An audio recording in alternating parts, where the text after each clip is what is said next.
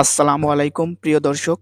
আপনি যদি আপনার প্রোফাইলটি প্রফেশনাল মোড চালু করতে চান, তাহলে প্রথমে আপনি আপনার ফেসবুকের লকটি আনলক করে নিতে হবে।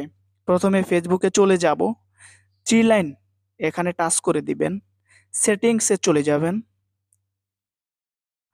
নিচে স্ক্রল করে চলে যান, প্রোফাইল আনলকিং একটা অপশন আছে, ওখানে টাচ করে দিবেন। তো খুঁজছি আমি।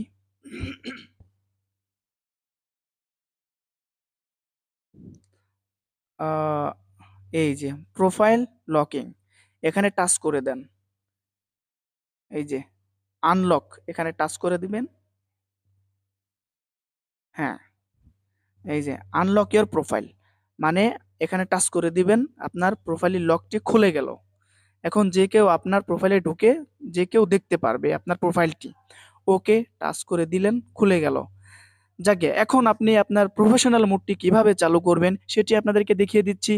আপনার প্রোফাইলে চলে যাবেন, থ্রি লাইনে টাচ করে দিবেন, স্ক্রল করে একটু নিচে চলে যান, দেখবেন এখানে টার্ন অন প্রফেশনাল মোড, এখানে টাচ করে দিবেন। হ্যাঁ, আবার টার্ন অন টাচ করে দিবেন। Net problem. নেক্সট টাচ করে দিবেন।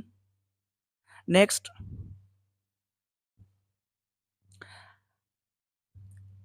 প্রোফাইল সাজেস্ট এখানে টাচ করে দিবেন। এখন আবার নেক্সট, কনফার্ম টাচ করে দিবেন।